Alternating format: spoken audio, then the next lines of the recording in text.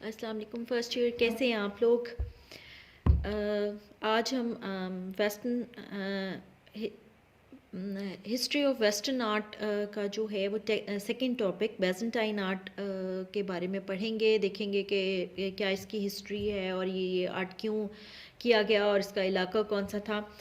تو اس سے پہلے ہم نے جو فرسٹ ٹاپک تھا ارلی کرسچن آرٹ، وہ ہم نے پڑھا تھا۔ اس کو پڑھانے کے بعد میں نے آپ لوگوں سے کہا تھا کہ آپ مجھے فیڈ بیک ضرور دیجیے گا اور مجھے بتائیے گا اگر کوئی چیز سمجھ نہیں آتی یا کوئی کوسچن ہے تو وہ میرے سے پوچھیے گا، لیکن ایسا کچھ بھی نہیں ہوا۔ بہرحال ہم اس کا سیکنڈ جو ٹاپک ہے بیزنٹائن آرٹ، اس کو آپ دیکھیں گے، جو کہ 300 AD سے سٹارٹ ہوتا ہے اور یہ سمبولک آئیکونوگرافی پہ جو ہے وہ بیسڈ ہے۔ اب سمبولک آئیکونوگرافی جو ہے وہ اس کا مطلب یہ ہوتا ہے، سمبلس کا آپ کو پتہ ہے کہ کوئی بھی سیکرٹ سائنس جو خاص طور پہ کسی خاص بات کو کہنے کے لیے یا خاص پیغام کو دوسرے تک پہنچانے کے لیے جو ہے وہ یوز ہوتے ہیں، وہ دیٹ از کالڈ سمبلس۔ اور آئیکونوگرافی کا مطلب یہ ہے کہ کسی کی زندگی کے حالات کو یا کسی بھی سٹوریز کو جو ہے وہ پتھر میں تراش کر بیان کی جائے تو وہ آئیکونوگرافی کہلاتی ہے، ٹھیک ہے۔ تو for 300 years after the death of Christ, the Christians in the Rome Empire were persecuted for following an illegal religion. They held their meetings in secrets and developed a language of signs and symbols to communicate amongst themselves. Their dead were buried according to Christian rituals, but underground in the catacombs built beneath the Appian Way outside Rome. These were a network of linked passageway with shelf tombs, painting on the walls and ceilings of the catacombs are amongst the earliest example of Christian art.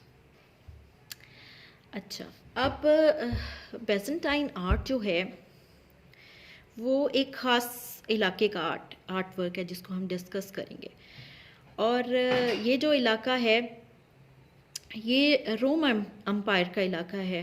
گو کہ بعد میں روم جو تھی، روم umpire جو تھی وہ دو حصوں میں ڈیوائیڈ ہو گئی تھی، ایسٹرن اینڈ ویسٹرن پارٹس میں، لیکن جو بیزنٹائن آرٹ ہے وہ آن دا ہول ہے، اور یہ شروع ہوتا ہے یہاں پہ حضرت عیسیٰ کی ڈیتھ کے کوئی 300 سال کے بعد، جب یہاں پہ کرسچینٹی پھیلنا شروع ہوئی تو یہاں کے جو کرسچنس تھے ان کا مذہب جو تھا وہ لیگل نہیں تھا، یعنی یہاں کا روم کا جو قانون ہے وہ ان کو کسی قسم کی جو سرپرستگی نہیں دیتا تھا۔ تو اب کیونکہ ایک چیز لیگل نہیں ہے تو اس کو کرنے کے لیے یہی طریقہ ہوتا ہے کہ اس کو انڈر گراؤنڈ کیا جائے، چھپ کے کیا جائے، اور ایسا طریقہ اختیار کیا جائے کہ اگر آپ پکڑے بھی جاتے ہیں تو کم سے کم جو ہے وہ خطرہ ہو آپ کو پنش ہونے کا یا آپ کو پنشمنٹ ملنے کا۔ تو اس کے لیے یہاں کے جو کرسچنس تھے انہوں نے ایک جو لینگویج تھی، سیکرٹس سائنس اور سمبلس کی ایک جو لینگویجز تھی، انہوں نے اپنے آپ کو ایک دوسرے کے ساتھ کمیونیکیٹ کرنے کے لیے ایجاد کی، اور اسی کے تھرو جو تھے وہ اپنے پیغامات جو تھے وہ ایک دوسرے کو پہنچاتے تھے۔ ایک یہاں پہ ایک لفظ ہے ایپین وے۔ ایپین وے جو ایک راستے کا نام ہے، اور یہاں پہ انہوں نے خاص طور پہ اس کا ذکر اس لیے کیا ہے کہ یہاں کے جو کرسچنس تھے ان کے جو کوئی بھی لوگ فوت ہو جاتے تھے تو وہ ان کی رسومات، یعنی آخری رسومات کو جو ہے وہ کرتے تو کرسچن رولز کے اکارڈنگ ہی کمپلیٹ کرتے تھے، لیکن اس کو ان کو دفنانے کے لیے انہوں نے یہ طریقہ کیا تھا کہ انہوں نے روم سے باہر جو پائن وے تھا اس راستوں کے ساتھ ساتھ، یعنی آؤٹ آف دا سٹی جو تھا، انہوں نے انڈر گراؤنڈ کیٹاکامس بنائے تھے. کیٹاکامس کہتے ہیں ٹامس کو, جو ایسے ٹامس کو نام دیا گیا تھا جو کہ انڈر گراؤنڈ تھے. اور ان ٹامس کے اندر جو ہے وہ مختلف راستے جو تھے وہ کنیکٹ ہوتے تھے اندر آ کے, یعنی ان کے اندر پیسج ویز تھے جو کہ لنکڈ تھے ایک دوسرے کے ساتھ. اور یہ شیلف جو تھے ٹامس تھے, اور ان کے اندر جو ہے انہوں نے بہت ہی زیادہ جو ہے کیا کہتے ہیں آرٹ ورک جو ہے وہ شو کیا ہوا تھا, جس کے اندر انہوں نے ریلیف ورک کیا ہوا تھا, اسکلپچرس تھے اور پینٹنگس انہوں نے بنائی تھیں, جو کہ ایکچولی انفلوئنس تھیں ساری کی ساری چیزیں کرسچینٹی سے. یعنی کہ اپنے مذہبی جو ان کی جو بھی رسم و رواج تھے یا مذہبی کہانیاں تھیں یا جو مذہبی پیغامات تھے, وہ انہوں نے ان ٹامس کی چھتوں اور دیواروں کو ان سے پینٹ کیا ہوا تھا اور ان کے اندر ریلیفز بنائی ہوئی تھیں. اور یہ جو کیٹاکامس تھیں یہ 6 صدی عیسوی میں جا کے بہت نادر ہو گئیں یا بہت کم ہو گئیں, کیونکہ اس کی وجہ یہ تھی کہ اس وقت کانسٹنٹائن کی حکومت تھی, اور جب کانسٹنٹائن حکمران تھا, وہ سلطنت پہ آ کے بیٹھا, تو اس نے اس مذہب کو لیگل کر دیا تھا. اور جیسے ہی یہ مذہب لیگل ہوا تو کرسچنس جو تھے اپنی رسومات کو کھلے عام کرنا شروع ہو گئے, اور انہوں نے اپنے مردوں کو بھی اوپن ایئر گراؤنڈز پہ اور چرچز میں اور قبرستانوں میں دفن کرنا شروع کر دیا تھا. تو given a choice, the Christian preferred open air burial ground, and after the 6th century AD the catacombs were rarely used. During the reign of the Emperor Constantine, Christianity was legalized. Thousands of churches were built to spread the Christian faith. After 330 AD, Byzantine architecture evolved as the peak of early Christian architecture. The first church built in Rome was the Old St. Peter, built in AD 333, but only the layout. Reconstructed in the 18th century, great mosaic work symbolized this period of history. Little is known of the domestic architecture of the period, but excavation of the imperial place of Constantinople on the Bosphorus reveal it being amongst the greatest building of the period. اچھا, اب وہ یہ کہہ رہے ہیں کہ جیسے ہی جو 330 میں کے بعد جو ہے جب جیسے ہی اجازت ملی تو تھاؤزنڈس آف چرچز جو ہے وہ ہر جگہ بننا شروع ہو گئے. اور 330 کے بعد تو بیزنٹائن آرکیٹیکچر جو تھا وہ اپنے پیک پہ چلا گیا, اور اسی دوران جو پہلا چرچ روم کے اندر بلٹ ہوا وہ اولڈ سینٹ پیٹر چرچ تھا. اور یہ 333 میں اس کو بنایا گیا تھا, لیکن 18th سینچری میں یہ ریکنسٹرکشن ہوئی تھی اس کی. تو اس کے اوپر جو کام کیا گیا تھا وہ گریٹ موزیک ورک ہے, اور سمبلس کے ساتھ اس کا جو مطلب اس کی رینوویشن تھی یا اس پہ جو آرٹ ورک نظر آتا ہے وہ سمبلائزڈ تھا. جیسا کہ ہسٹری پیریڈ میں ہم یہ پڑھتے ہیں کہ یہ سمبلائز کا دور تھا اور سمبلس یوز کیے جاتے تھے. اور موزیک کے بارے میں آپ جانتے ہیں کہ یہ شیشوں سے کیا گیا کام ہوتا ہے, یہ کائنڈ آف آرٹ ورک ہے. تو اس وقت تک جو وہی جو ڈومیسٹک آرکیٹیکچر تھا, جو ارد گرد کی جو علاقے کی جو مختلف بلڈنگز کی تھیں, انہی کو دیکھ کے یہ سمجھا جاتا تھا کہ یہ بیزنٹائن آرٹ اسی طرح کا ہوگا, اور اسی کو بیزنٹائن آرٹ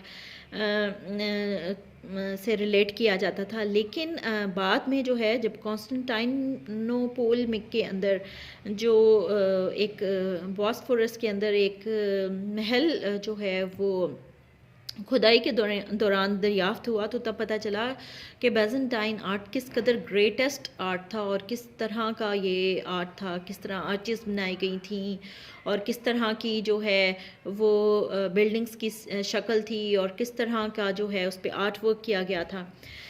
تو وہ سارا کچھ اس محل کے ساتھ نکلنے کے بعد ہی اندازہ ہوا کہ یہ ایک بہت گریٹ آرٹ ورک تھا.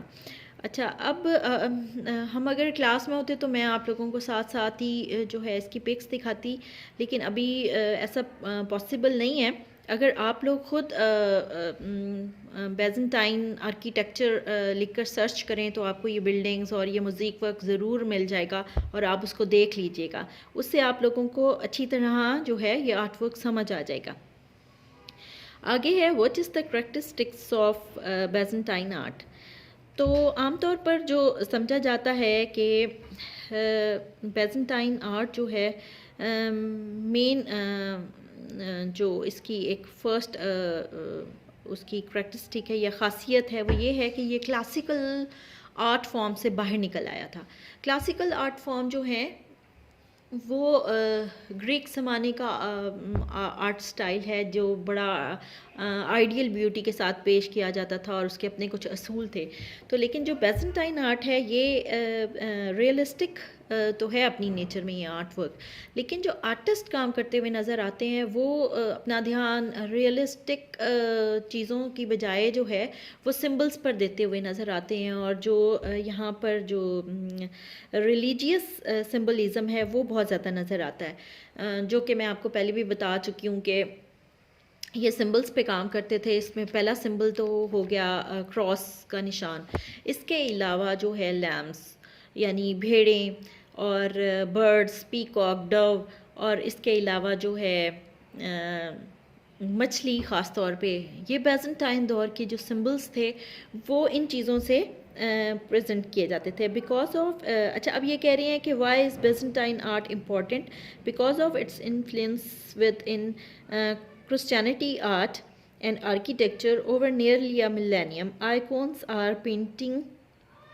paintings on wood that depict people important to the mythology of Christian religion. Christ, Mary and the saints were all popular subjects. اچھا اب وہ کہہ رہے ہیں کہ یہ بیزنٹائن آرٹ امپورٹنٹ کیوں ہے؟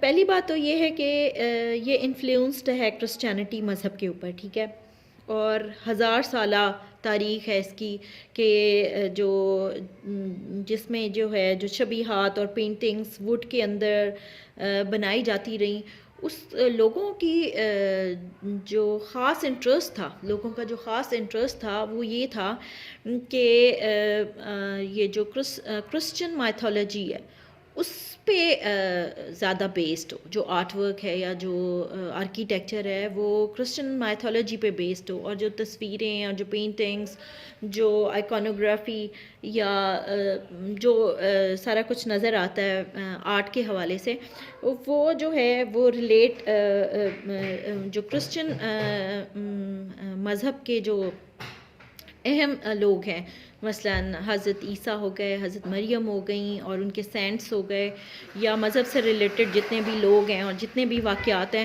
ان سے ریلیٹ کر کے یہ آرٹ ورک کیا گیا تھا۔ اس وجہ سے اس کو ہسٹری آف یورپین آرٹ میں اور چرچ کے حوالے سے اور اس زمانے کا جو آرٹ ورک تھا اس کے حوالے سے بہت امپورٹنٹ سمجھا جاتا ہے۔ یعنی کہ دو چیزیں ہیں، ایک تو وہاں کا جو آرٹ ورک تھا اس کو کس طرح کرسچینٹی کے ساتھ ملا کر جو ہے وہ پیش کیا گیا، تو یہ سارا کچھ جو ہے وہ اس آرٹ کے اندر نظر آتا ہے، جس کی وجہ سے بیزنٹائن آرٹ کی اپنی ایک خاص شکل اور اپنی ایک اہمیت ہے۔ اور اسی حوالے سے میں نے آپ کو تھوڑا سا ہسٹوریکلی یہ بتایا ہے، کیونکہ آگے جو ہم جائیں گے اس میں جو مین ان کا جو رینیسنس ایج آتی ہے نا اس کی ہسٹری آف ویسٹرن آرٹ کی، تو وہ پھر آتا ہے ماڈرن آرٹ کی طرف، وہیں سے مطلب ان کا ریوائول ہوا آرٹ کا۔ اور اس دوران جو ہم یہ پڑھ رہے ہیں، ارلی کرسچن آرٹ ہو گیا، بیزنٹائن آرٹ ہو گیا، میڈیول آرٹ ہو گیا، یہ رومانسک آرٹ ہو گیا، یہ سارا جو ہے نا اس زمانے تک آرٹ کے اوپر ٹوٹلی مذہب اور چرچ کے اثرات تھے۔ ٹھیک ہے.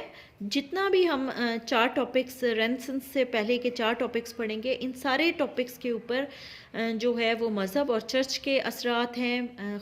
جتنا بھی آرٹ ورک کیا جا رہا ہے وہ صرف مذہب کے اوپر کیا جا رہا ہے، مذہب کی چیزوں کو ابھارا جا رہا ہے، مذہب کے پیغامات کو ابھارا جا رہا ہے.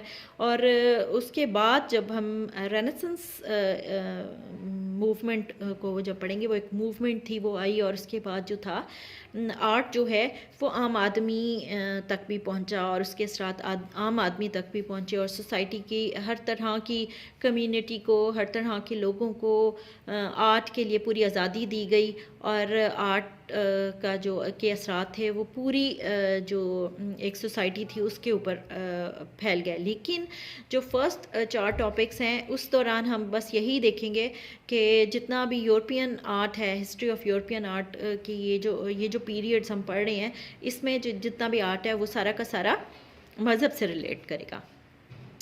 اوکے جی. اگر کوئی چیز نہیں سمجھ آتی، ہاں ایک چیز میں آپ کو بتا دوں، اس میں ایک سپیلنگ مسٹیکس تھی. کہاں گیا؟ یہ ایک جگہ پہ لکھا ہوا ہے پیلس آف کانسٹنٹائنو پول، اس میں POLE پول ہے. یہ ایک سپیلنگ مسٹیک ہو گئی تھی. اور دوسرا آپ اس کے ساتھ لکھتے سمبولک آئیکونوگرافی، جہاں پہ ہم بیزنٹائن آرٹ کی ہیڈ لائن ہے، اس کے نیچے سمبولک آئیکونوگرافی لکھ لیں اور 300 AD کا پیریڈ لکھتے ہیں. ٹھیک ہے. اور آپ اس کو پڑھیے گا اچھی طرح سے اور سمجھنے کی کوشش کیجیے گا. جو چیز سمجھ نہیں آتی مجھے ضرور بتائیے گا، اور انشاءاللہ ہم اس کے بعد نیکسٹ ٹاپک پڑھیں گے.